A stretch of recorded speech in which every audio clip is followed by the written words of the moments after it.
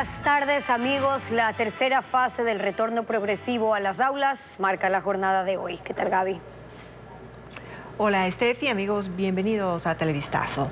Y en esta fase los estudiantes regresaron a 3.900 escuelas y colegios.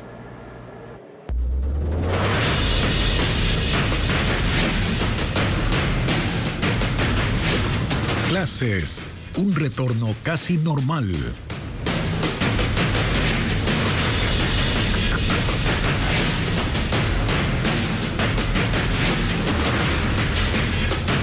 A partir de hoy, 3.600.000 alumnos del 92% de escuelas y colegios dejaron las clases virtuales. Vanessa Robles reporta que el 8% restante representa a los que están cerca de cárceles o en zonas con altos índices de violencia.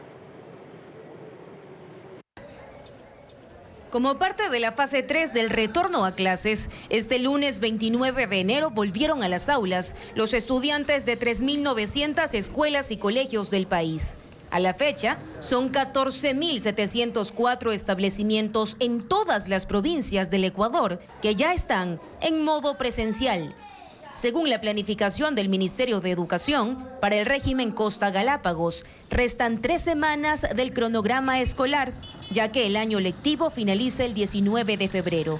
En la Unidad Educativa Fiscal Canal de Jambelí, ubicada en el Guasmo, al sur de Guayaquil, los estudiantes fueron resguardados por una veintena de policías. Esta semana es de repaso. Los exámenes finales están programados del 5 al 9 de febrero. Y aunque el Ministerio del Ramo no lo ha especificado, la policía confirmó a Televistazo que solo en el Distrito Sur son 20 de 191 planteles los que retornaron a clases en esta última fase. En la unidad educativa particular Lemas, en Mucholote, en el norte de la ciudad, los alumnos de inicial hasta cuarto de básica ingresaron en medio de guardianía privada y con nuevo protocolo para recibirlos, con docentes en la entrada y un carril delimitado para dejar a los estudiantes. El martes será el ingreso de quinto de básica hasta bachillerato. En la institución, esta semana corresponde la sustentación de proyectos y las clases finalizarán el 9 de febrero. Como todos los colegios particulares de la costa, que empezaron antes que el sistema fiscal, terminarán las clases previo al 19 de febrero. El 92% de las escuelas y colegios del país ya está en clases presenciales. Y más de 1.000 estudiantes regresaron a las clases presenciales en Quito, donde se priorizó la seguridad.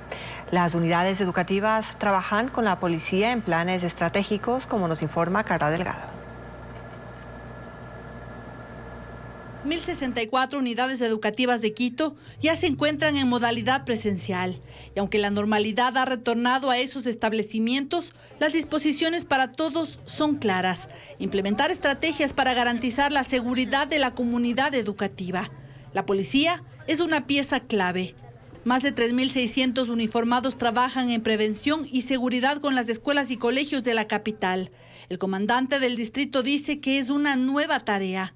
Nosotros hemos firmado un convenio con el Ministerio de Educación que 48 unidades educativas son priorizadas. A estas son las que le damos mucha más prioridad de resguardo policial por los diferentes eventos o por lo que pudiera acaecer. Hay que acordarnos que hemos hecho un convenio con el Ministerio de Educación y que los rectores tienen muy claro lo que deben hacer. Ellos tienen un botón de pánico, el cual se activa inmediatamente y la unidad se traslada al sector, a la unidad educativa. Los uniformados custodian los establecimientos al ingreso y salida de los estudiantes. No solo eso, el trabajo coordinado con las autoridades de cada plantel ayuda en esta misión. La rectora del colegio, Manuela Cañizares, en donde se educan más de 4.000 estudiantes, explica algunas estrategias. Hemos ingresado en un chat de la policía comunitaria para que sea más rápido la asistencia si es que la institución lo requiere. También diseñaron protocolos de seguridad internos. Antes hacíamos simulacros de terremoto, de inundación, pero ahora nosotros tuvimos que ingresar a este plan de gestión de riesgos otros elementos, como por ejemplo lo que pasó, ¿no?, en situación de que teníamos que salir de la institución cuando hubo problemas externos. La policía ha dispuesto canales para la comunidad educativa. También tenemos muchos canales, tenemos el 131. Es un número telefónico el cual estamos trabajando Policía y Fuerzas Armadas, en el cual pueden dar a conocer cualquier tipo de novedad de importancia. Por ahora, el Ministerio de Educación no ha dado a conocer cuándo se reintegrarán a la presencialidad el resto de estudiantes en Quito. El acuerdo de cooperación de Estados Unidos con Ecuador incluye capacitación avanzada a las 3 ramas de las Fuerzas Armadas. Los militares recibirán instrucción en inteligencia, operaciones contra el terrorismo y extremismo violento. Paul Romero con el informe. Estados Unidos ampliará la capacitación de militares ecuatorianos para la lucha contra el terrorismo. Su asistencia incluye nuevos cursos para los integrantes de las 3 ramas de las Fuerzas Armadas, sobre todo en inteligencia y combate de actividades cibernéticas maliciosas. El año pasado, 203 militares fueron capacitados en Estados Unidos en inteligencia naval estratégica, manejo de equipos, operaciones contra el terrorismo, asistencia humanitaria, mantenimiento de aeronaves y radares. Ahora el objetivo es duplicar el número de beneficiarios a más de 400 que viajarán a ese país. El costo del transporte aéreo, alojamiento, alimentación y colegiatura será financiado por Estados Unidos. Este fin de semana, la jefa del Comando Sur, Laura Richardson, después de su visita oficial de 4 días al Ecuador, envió un mensaje sobre el compromiso de su gobierno.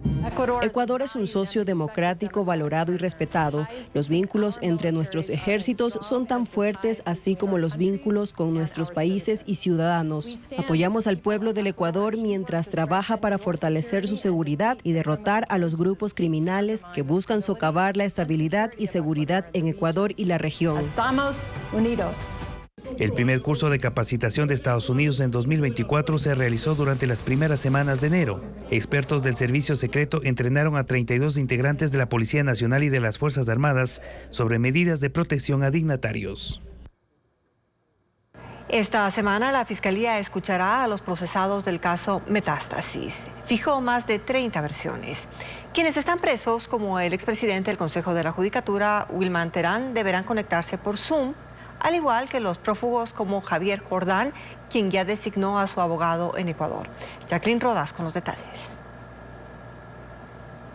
Esta semana la Fiscalía escuchará a los procesados en el caso Metástasis. Los que están presos rendirán su versión por Zoom desde la cárcel de La Tacunga, la cárcel 4 de Quito y la casa de confianza de Chillogallo. Los policías y jueces acusados de trabajar para el narcotraficante Leandro Norero fueron convocados para este martes, al igual que el expresidente del Consejo de la Judicatura Wilman Terán y su ex coordinador de despacho Alex Palacios. La fiscal Diana Salazar también llamó a los prófugos. Javier Jordán, buscado por Interpol y quien dice estar en Florida, Estados Unidos, debe rendir su versión el miércoles a las 5 de la tarde. La Fiscalía espera que cumpla con la diligencia, porque ya designó a un abogado para que lo represente en Ecuador, el cuencano Juan Carlos Salazar. Hasta el momento solo tenía defensa extranjera, que promueve una demanda en contra de la fiscal general y niega que Jordán sea el que participa en las conversaciones por chat con Norero. Los procesados que están en libertad, cumpliendo medidas alternativas, tienen la opción de acudir en persona a la sede de la Fiscalía, como el general Pablo Ramírez, exdirector del SNAI, acusado de beneficiar a Norero mientras estuvo preso. Fue citado el viernes a las 2 de la tarde.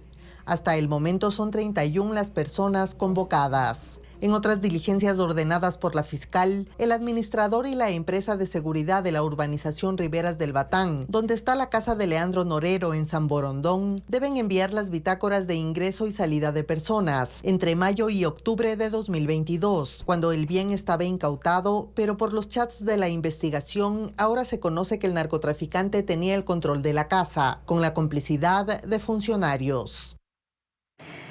Diarios estadounidenses citan fuentes de inteligencia según las cuales uno de cada agencia de la ONU para los refugiados en Gaza tiene vínculos con milicianos de Hamás. Ocurre luego de la denuncia de Israel que acusa a 2 empleados de tener activa participación en el ataque terrorista del 7 de octubre.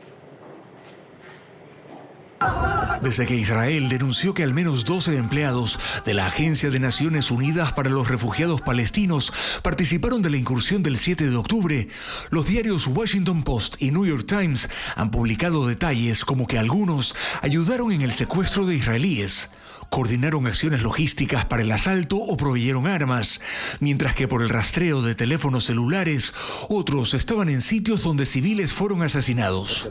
Mencionan que el secuestro de una mujer fue perpetrado por un consejero escolar de la ciudad de Han Yunis y que un trabajador social de Nuseirat, en el norte de la Franja de Gaza, está señalado por ayudar a llevar a ese sitio el cadáver de un soldado israelí, así como de distribuir municiones y coordinar vehículos el día del atentado. El personal de la Agencia de Naciones Unidas para los Refugiados Palestinos llega a 12.000 en la Franja de Gaza y dan atención, por ejemplo, en escuelas, comedores y refugios.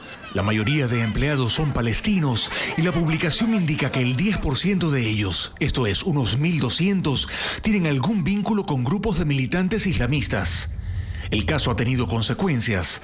Naciones Unidas conduce una investigación sobre la presunta participación de empleados y hasta ahora 15 países miembros de la ONU han suspendido los aportes para el financiamiento de la Agencia para los Refugiados Palestinos, entre ellos Estados Unidos, Alemania, Canadá, Francia, Italia, Japón y Reino Unido. Mientras tanto, los Estados Unidos han dicho que responderán al ataque con drones contra una base norteamericana en Jordania, donde 3 soldados murieron y 34 quedaron heridos. Responsabiliza a milicias financiadas por Irán y esto aumenta los temores de una extensión del conflicto en Medio Oriente. El sitio del ataque es una instalación jordana que da apoyo logístico a fuerzas estadounidenses en la frontera con Siria y por primera vez soldados norteamericanos mueren en la región a causa de la que se ha dicho es una acción enemiga en medio del conflicto actual entre Israel y Hamás. El Departamento de Defensa de Estados Unidos asegura que el ataque con drones fue lanzado desde Siria. El presidente Joe Biden ha prometido una respuesta. Señala como responsables a milicias auspiciadas por Irán sin mencionar a algún grupo específico. Las bajas estadounidenses son 3 y hay además 34 heridos. Y esta mañana el vocero del Consejo de Seguridad Nacional, John Kirby, declaró que no buscan una guerra con Irán y que este ataque es ciertamente una escalada en el conflicto por parte de milicias proiraníes, aunque el gobierno de la República Islámica de Irán ha negado tener alguna conexión con este ataque. El Cantón Espejo en emergencia tras 3 días de incendio en la Reserva El Ángel, arrasando con fuentes de agua.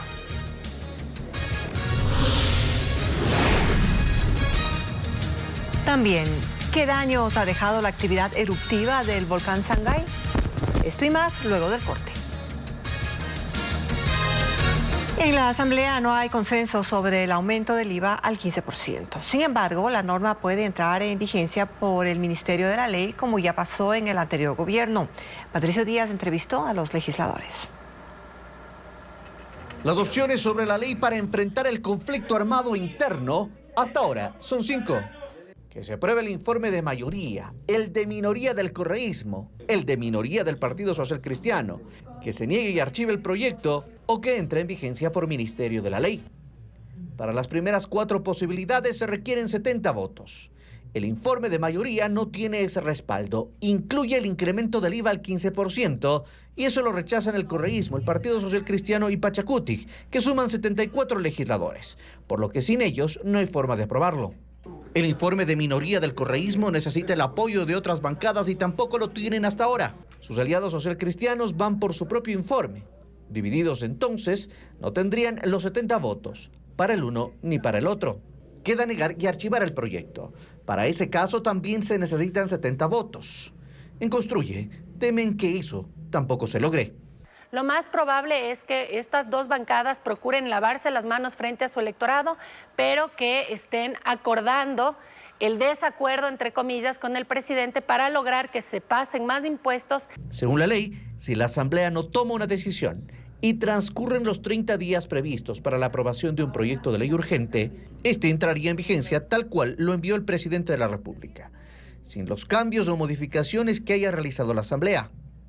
Hay un antecedente de hace 2 años, cuando el informe de mayoría de la reforma tributaria de Guillermo Lasso no contó con los votos en el Pleno. Igual suerte corrió el informe de minoría del correísmo. Así, ante la moción de archivo, la Revolución Ciudadana se abstuvo e impidió que se alcancen los 70 votos. esa reforma entró en vigencia por Ministerio de la Ley. Hoy, sin acuerdos, no se descarta que algo parecido pueda volver a ocurrir. Las patentes municipales que no se paguen se acumulan y generan intereses. No basta con cerrar el RUC en el SRI. Se debe hacer un proceso especial de cierre en el municipio para evitar cobros inesperados. Diego Puente lo explica en este informe. Las personas que alguna vez abrieron un RUC deben tener cuidado. Están obligadas a pagar un impuesto extra, la patente municipal. Si no la cancelan, se exponen a multas. La patente es un impuesto regulado mediante ordenanza por cada municipio en el país. En concreto, la obligación del pago anual recae en las personas que tienen una actividad económica legal. Esto incluye a los profesionales independientes que facturan. Melanie ayudó a su padre cuando se enteró de que tenía una deuda de $1,400 por patentes pendientes. Mi papi tenía un local comercial, toda la vida desde que yo tengo conocimiento tenía su local, se dedicaba a hacer temas de ingeniería, pero aproximadamente en el año 2015 él cerró su local y únicamente hacía consultorías con el tema de su RUC, sin local comercial como comento, y en el 2020 le llegó un correo del municipio que no había pagado su patente municipal desde el 2015. Los contribuyentes están obligados a declarar cada año, así no registran ingresos. En caso de cerrar el RUC en el SRI, deben hacer un proceso independiente en el municipio para dar de baja la patente. Uno de estos deberes formales es comunicar a la administración tributaria acerca de cualquier modificación en su estatus. Entonces, cuando él cierra un RUC, pues inmediatamente también tendría que cerrar su registro de actividades económicas. En Quito, en el 2023, se recaudaron $55 millones por patente. De esa cifra, 10 millones corresponden al capital y a las multas de contribuyentes atrasados. Quienes no paguen a tiempo tienen que pagar una multa de 3% del valor del impuesto por cada mes de retraso. Hay un límite. Por ejemplo, si deben pagar $50 de patente, el recargo máximo será del mismo valor. En Quito se declara la patente sin multas hasta el 15 de mayo, en Cuenca hasta finales de junio y en Guayaquil se da plazo hasta 30 días después de declarar el impuesto a la renta. Declaran en emergencia al Cantón Espejo luego del incendio forestal que alcanzó a la Reserva Ecológica El Ángel en Carchi. 3 días tomó controlarlo, pero 900 hectáreas de páramo fueron destruidas, como informa Paola Andrade.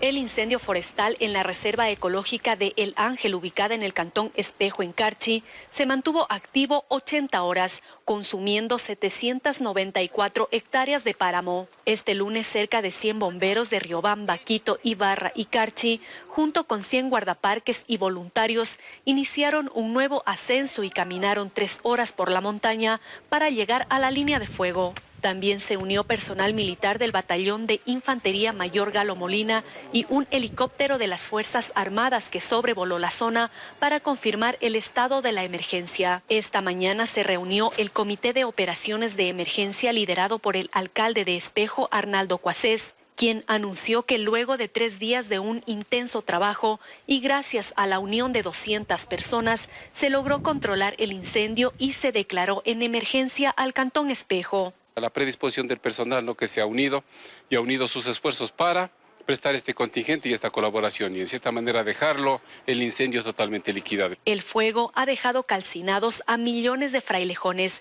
Se calcula que por cada hectárea hay entre 2.000 y 20.000 de estas plantas. El ecosistema que existía con su flora y fauna es casi irrecuperable. Cada frailejón crece 1 centímetro por año y le toma llegar a su altura máxima 100. Su función es vital para la naturaleza, pues nutre de agua a los ríos que nacen del páramo. 2 volcanes están expulsando ceniza, pero la que sale de Sangay, que se ubica en el oriente ecuatoriano, afectó a 3 cantones de la Sierra Central durante el fin de semana. Diego Cuenca explica los efectos del fenómeno. Guamote, Chunchi y Alausí son los 3 cantones de Chimborazo afectados por la caída de ceniza del volcán Sangay. Durante el fin de semana hubo 377 explosiones, según el Instituto Geofísico que monitorea el fenómeno, cubriendo a las 3 ciudades con un manto gris leve, que incluso cayó en los cultivos, aunque no se conoce una evaluación de las pérdidas. El volcán Sangay en esos días está produciendo entre 200 y 400 explosiones al día.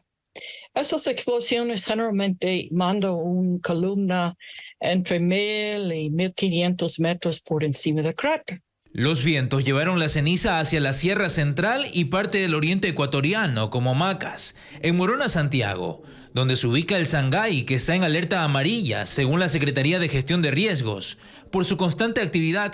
Como parte del proceso eruptivo, las rocas que expulsa y demás material incandescente están cayendo en el río Volcán y desembocan en el río Upano. Eso está provocando el represamiento de las aguas en ambos afluentes.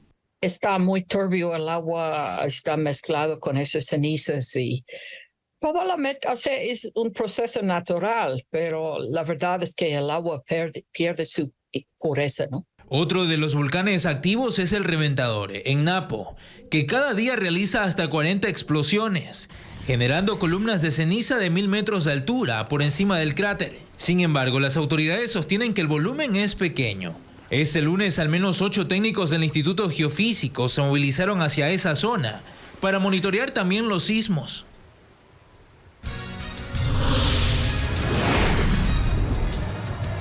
¿Qué ciudades del país se alistan para el feriado de carnaval pese a las restricciones por el estado de excepción?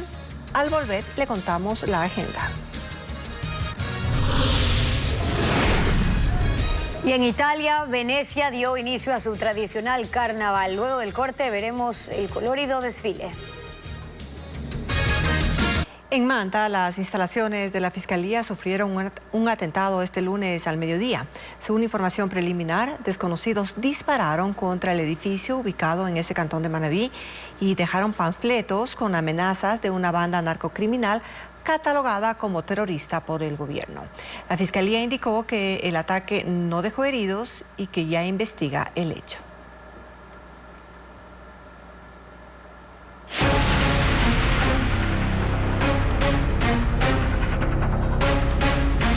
Bandas, radiografía del crimen. Otra agrupación declarada como terrorista por el gobierno se fortaleció en las cárceles tras la alianza de 2 bandas, los cubanos y los gorras. Según el Observatorio Ecuatoriano del Crimen Organizado, la banda Los Lagartos se originó en el 2000 en la penitenciaría del Litoral. Allí ejecutaron asesinatos contra miembros de pandillas dominantes. Era un colectivo de sicarios, como detalla el portal especializado Inside Crime, y se fortaleció aliándose con los cubanos y los gorras, que operaban en el Guasmo Sur de Guayaquil. Según el colectivo de investigación, sus cabecillas eran William Humberto Poveda Salazar, alias el Cubano, acusado del asesinato de la exdirectora de la penitenciaría, Soledad Rodríguez. Giovanni Mantilla Ceballos, alias Gorras, estaba implicado en crímenes y el tráfico de droga. Inside Crime detalla que los lagartos surgieron para combatir a los choneros en el control del microtráfico de drogas en las prisiones y en las calles, y también para ejercer dominio en el delito del contrabando, lo que desembocó en la muerte de algunos miembros, como en 2019, cuando alias el Cubano fue asesinado, decapitado e incinerado tras una riña en la cárcel regional de Guayaquil. Mantilla, alias Gorras, murió en 2020 por COVID-19. La Policía Nacional identifica a su hermano, Carlos Mantilla, alias Choclo, como actual cabecilla de este grupo. Este fue implicado en el asesinato del conductor de televisión Efraín Ruales en 2021, pero en octubre de 2023, una sala penal lo declaró inocente. Informes policiales detallan que en la actualidad los lagartos operan principalmente en el Guasmo, donde se ubican los puertos marítimos. Estarían vinculados en la contaminación con droga de los contenedores. Según las autoridades, la base de operaciones se ubica en Ciudad Perdida, donde la institución y Fuerzas Armadas ejecutaron 3 intervenciones, encontrando caletas para embodegar estupefaciente, casas con videovigilancia, rejas y muros instalados para impedir los patrullajes. Investigaciones de inteligencia policial indican que el brazo armado lo integran jóvenes del sector. El medio internacional BBC Mundo detalla que los lagartos tendrían conexión con el cartel Jalisco Nueva Generación de México y redes balcánicas. Mientras varios municipios han suspendido los eventos durante Carnaval, otras ciudades ya anunciaron su agenda para el feriado. Luis Alfredo Zúñiga detalla las actividades.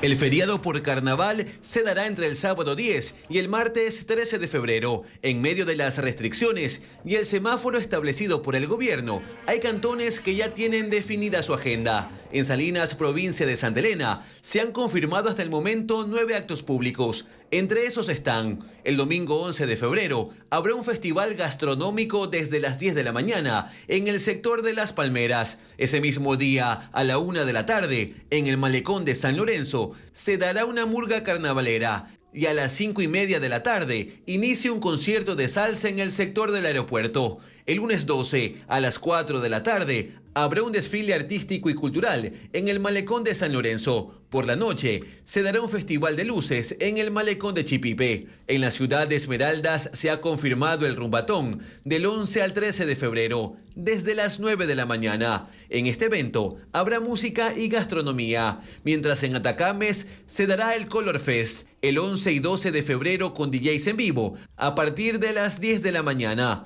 Manta en Manabí ya ha confirmado 2 eventos. En la playa de Tarqui se realizará la elección de la reina del carnaval el 10 de febrero y el domingo 11 en el mismo lugar se dará el festival de DJs Mariana Fest.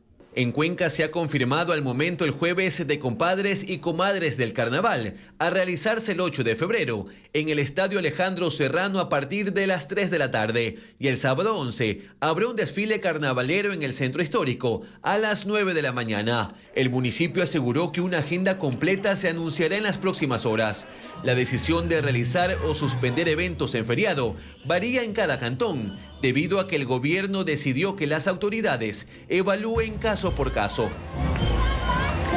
En Estados Unidos, el tema del aborto gana terreno en la campaña del presidente Biden por la reelección, mientras que una publicación médica reporta el incremento de embarazos por violación en los estados con más restricciones a este procedimiento.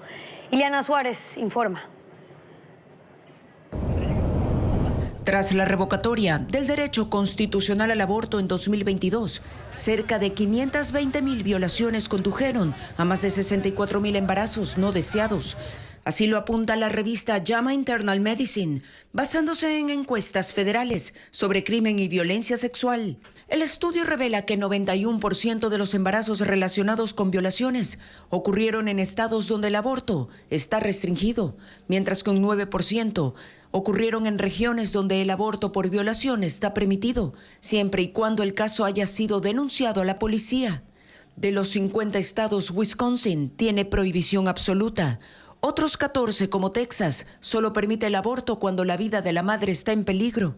En el resto, se prohíbe después de 6, 15 y 20 semanas de gestación, mientras que en Nueva York se puede abortar en cualquier etapa del embarazo. El presidente Joe Biden ha incluido el derecho al aborto en su campaña de reelección y ha ofrecido vetar cualquier prohibición nacional que sea aprobada por el Congreso, apuntando además contra su casi seguro contendor Donald Trump, acusándolo de poner en riesgo las libertades, pues fue Trump quien nominó a los jueces conservadores de la Corte Suprema, quienes lograron la derogatoria del fallo que en 1973 había elevado el aborto a la categoría de derecho constitucional. El módulo espacial SLIM, que convirtió a Japón en el 5º país del mundo en llegar con éxito a la Luna, comenzó a transmitir. Se estableció comunicación y está realizando la exploración de la superficie lunar, según lo confirmó este lunes la Agencia Aeroespacial Japonesa. El SLIM, por sus siglas en inglés, que significa Módulo de Aterrizaje Inteligente para Investigar la Luna, aterrizó el 20 de enero tras un descenso accidentado de 20 minutos en el que perdió uno de sus motores, lo que causó inconvenientes que ya fueron solucionados. Una obra llena de humor y amor se estrenará en el Teatro Las Cámaras en Guayaquil, mientras en Quito llegará en 1984 al Teatro San Gabriel. Una historia escrita hace 75 años por el novelista George Orwell. Estefanía Arias con la agenda cultural. Soy María Margarita y soy viuda. 3 mujeres buscan un Latin lover. Así se llama esta obra llena de fantasía, amor y humor, que se presentará en el Teatro Las Cámaras, norte de Guayaquil. Dirigida por Jorge Toledo y con la actuación de Marisela Gómez, Ney Calderón, Miriam Murillo y Prisca Bustamante. Necesitamos un Latin Lover. Las funciones serán el 2 y 3 de febrero a las 20 horas. Los puntos que debían ser bombardeados. Según sus creadores, es un recorrido por los laberintos fríos de la migración. Hotel de Inmigrantes llega a la caja negra del estudio de actores en Quito. La obra se basa en una serie de 7 historias de europeos que vivieron el éxodo en la Segunda Guerra Mundial. Dirigida por León Sierra e interpretada por Adriana Oña.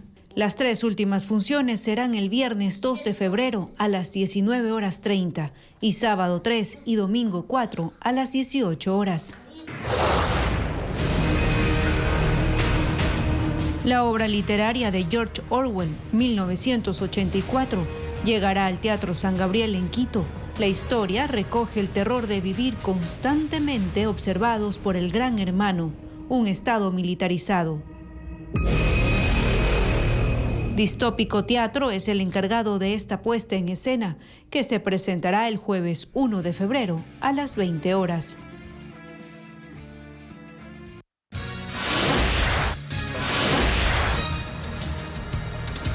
Una persona puede tener entre 12 y 13 deudas al mismo tiempo en el sistema financiero ecuatoriano. Luego de la pausa, les contamos más. También, ¿qué chances tiene la Tri Sub-23 de pasar al cuadrangular final del preolímpico? Esta tarde, partido clave.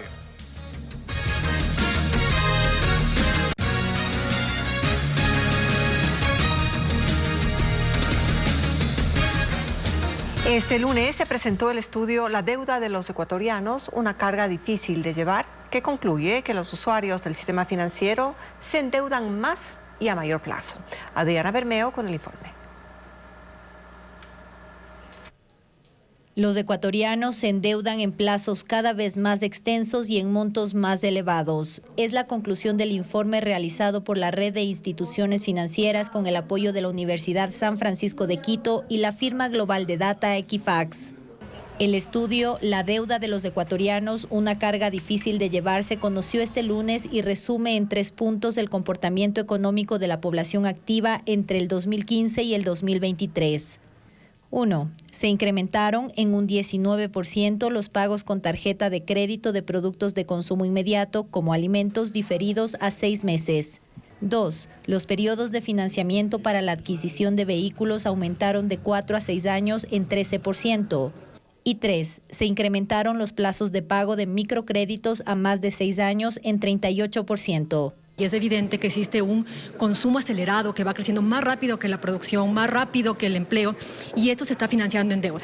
En los últimos 8 años también aumentó el número de deudas que mantienen los ecuatorianos. Una persona puede tener entre 12 y 13 deudas al mismo tiempo con instituciones financieras, lo que puede causar sobreendeudamiento. Cuando uno hace un crédito, pacta con una tasa de interés normal, establecida y regulada por el ente de control, y luego eso empieza a generar nuevos intereses de mora, gestiones de cobranza adicionales. Entre el 2019 y el 2023, el número de usuarios que no pudo pagar sus deudas pasó del 15 al 24%. Y los procesos de cobranza pasaron de 7.9% a 14.2%. En esta fase, las personas no pueden acceder a los beneficios del sistema financiero. En conclusión, los ecuatorianos tienen menos dinero y cada día les cuesta más pagar las deudas a tiempo. Al menos 3.500 millones de dólares espera conseguir el gobierno en créditos por parte de los organismos multilaterales. Como requisito, necesita presentar acciones concretas que aseguren nuevos ingresos que permitan reducir la brecha fiscal. El incremento del IVA es el camino que ha escogido el régimen. El gobierno está concentrado en allanar el camino que le permita llegar hasta los organismos internacionales con una propuesta presentable. El mínimo que esperan tener en mano para solicitar recursos son los 1.300 millones de dólares que generaría en un año completo el incremento del IVA del 12 al 15%. Pero no solo eso, sino que tiene que ser una medida permanente para demostrar que es sostenible a largo plazo. Es por ello que a las propuestas que se lanzan desde la arena política las batean. Porque si bien asegurarían una recaudación, en unos casos no sería permanente y en otros tampoco inmediata. Es el caso del planteamiento para gravar las utilidades de la banca, que podría generar flujo, pero que no corrige las distorsiones en el largo plazo y tampoco se puede determinar el monto que representaría en su cobro futuro. Lo mismo ocurre con el impuesto a la salida de divisas, al que en finanzas entienden como un proceso selectivo que generaría distorsiones en la actividad económica. Una postura distinta tiene el Ministerio de Economía con el tema del bloque ITT. Allí, como los recursos son previsibles y constantes, se analiza la posibilidad de extender el proceso de cierre de ese campo petrolero, ya que esos ingresos no tienen un reemplazo automático. Haciendo cuentas, el gobierno suma 1.600 millones de dólares que este año obtendría por las medidas adoptadas en la primera ley económica urgente y los 1.300 millones que generarían 3 puntos adicionales del IVA en un año y que, a decir de las autoridades, cubren apenas un cuarto del déficit fiscal. Con esos números esperan llegar ante los organismos multilaterales con la confianza de que esta última medida sí genera certezas y optimismo en los mercados internacionales. Y con eso esperan conseguir 500 millones de dólares por parte de los organismos regionales y 3.000 millones más con el Fondo Monetario Internacional a través de un crédito stand-by. Pero todo este ejercicio apenas alcanzaría para salvar el 2024, por lo que en finanzas se considera obligatorio abordar el tema de los subsidios. El análisis está en desarrollo para no afectar a las cadenas productivas, ni con un eventual incremento de precios a los consumidores finales. Los chats del caso Metástasis recuperados por la Fiscalía revelan que la esposa de Leandro Norero, Lina Romero, procesada por lavado de activos, fomentó el soborno a funcionarios judiciales que manejaban procesos en su contra. Los diálogos también evidencian que tenía a cargo empresas y bienes de propiedad del narcotraficante. Una de las personas con las que más se comunicaba el narcotraficante Leandro Norero desde prisión era su esposa Lina Romero Vargas. Según consta en los chats recuperados por la Fiscalía, que forman parte del expediente del caso Metástasis, hablaban casi a diario sobre la familia y la causa penal por lavado de activos en la que eran procesados ambos. Romero, quien es colombiana de nacimiento, quería retirarse el grillete electrónico que llevaba desde el allanamiento a su mansión durante la madrugada del 25 de mayo de 2022, cuando fue detenido Norero, y para lograrlo fomentaba el soborno a funcionarios. La siguiente conversación data del 10 de julio de 2022. Mejor dale ese 50% a la fiscal, a los jueces, y ya que se hagan ciegos, sordos y mudos. Yo no sé cómo no te desmayas abriendo esa caja sabiendo todo lo que había ahí. Sí les ofrecí, pero le tienen miedo a esa fiscal. Ofrécele que esa fiscal no tiene hijos, marido, no sé. Es divorciada. Ofrécele al marido y vas a ver cómo la obliga. Vieja loca que ni sabe lo que hace. Va a salir chira y avergonzada de todo esto, por bruta. Romero se refería a la fiscal Livia Sarabia, quien llevaba el caso, y al botín que agentes encontraron en la caja fuerte de la mansión allanada: 40 lingotes de oro, armas de fuego y 6 millones de dólares en efectivo. Incluso en otro diálogo que tiene fecha 23 de junio de 2022, le sugirió a alias El Patrón acercarse al asesinado candidato a la presidencia Fernando Villavicencio, quien en esa época lideraba el Frente Parlamentario Anticorrupción y denunciaba un entramado de empresas al que la vinculaba. Ese señor Villavicencio hay que buscarle el lado para tener un acercamiento, hablar con él y que ya se quede callado y que no nos mencione más. Habla y habla porque sabe que después tendrán que pagarle para que se calle la trompota que tiene. Ya voy a buscar la forma de llegar. En un informe que Villavicencio entregó a Fiscalía, incluso asegura que Lina Romero el 28 de febrero de 2022 viajó con la viuda de Jorge Luis Zambrano, alias Rasquiña, y de Samir Maestre, alias Samir, a Panamá, donde tenía empresas. En Ecuador era accionista de una compañía dedicada a la construcción de de edificios y de otra de comercio al por mayor, en las que también aparece su esposo. Según la Superintendencia de Compañías, además, tenía otras 2 empresas dedicadas a la venta de cosméticos y tratamientos de belleza y varios bienes que también se mencionan en los chats. Amor, esas propiedades que están en mi tierra, las quiero hacer cambiar de nombre. Sí. El de Pere, la mitad estaba a mi nombre. En lo otro hay 2 departamentos a mi nombre. Eso no quiero que esté a mi nombre. Si eso estuviera a nombre de terceros, creo que ya no tendríamos tanto problema. Además de Pereira, en los chats mencionan bienes en otros municipios de Colombia, como Cali y Guatapé, a nombre de terceros, incluidos familiares de Lina Romero. Las lluvias causan estragos en Bolívar. Los puentes que comunican a 15 poblaciones fueron afectados por el aumento del nivel de 3 ríos, que además arrasó con cultivos. Ángel Pilatuña viajó al sitio. Las lluvias registradas la noche de este domingo en el cantón Echandía, provincia de Bolívar, provocaron el crecimiento del caudal en los ríos Soloma, El Congreso y San Gerardo. El desbordamiento afectó los 3 puentes que conectan a 15 comunidades y recintos de esta localidad en la zona alta y baja del cantón. Además, cultivos de cacao y guineo en el sector de Camarón y Monterrey quedaron inundados. El tema de cultivos, los agricultores se encuentran afectados y también, como le manifestaba, el puente de la parte del Congreso, que prácticamente están incomunicados, no pueden trasladar los vehículos para poder sacar sus productos. Las lluvias de momento continúan en Echandía. Las autoridades realizan una evaluación de toda la zona afectada. Además, no se ha reportado personas heridas ni fallecidas. El secuestro de mascotas es un problema que afecta cada vez más a perros y gatos de raza. Los delincuentes los roban para después venderlos o extorsionar a sus dueños. Ni perros ni gatos se salvan de las extorsiones. Aunque no se manejan cifras específicas de la problemática, el ECU 911 ha recibido 380 alertas por extorsión. Las ciudades con más reportes de perros robados, como lo cataloga la UNACE, son Quito y Guayaquil. El primer caso conocido sucedió en Imbabura, con un perro llamado Rocky, y su robo fue reportado en noviembre del 2023. Rocky es un schnauzer de raza mediana y desapareció del patio de su casa. La dueña publicó el caso en redes sociales y fue contactada de inmediato por delincuentes que le pidieron $150 por el rescate. Los primeros casos aparecieron en el 2019 y luego, con el paso del tiempo, han ido aumentando el número de casos. Según la policía, los delincuentes escogen a sus víctimas según la raza para sacar crías que venden o a su vez los secuestran para pedir un rescate. En el país, 4 millones de hogares tienen al menos una mascota, entre ellos 730.435 perros y 146.484 gatos. El robo o secuestro de mascotas no está tipificado en las leyes por ser animales de compañía, pero si son robados y por ello se pide un rescate, se puede configurar en un delito de extorsión y se tiene que denunciar al 1800 delito. Hay placas para mascotas que incluso cuentan con chips de rastreo para ubicarlos en tiempo real y escuelas de adiestramiento canino que modulan el comportamiento y actitudes del can, con la finalidad de que sepa identificar a personas extrañas.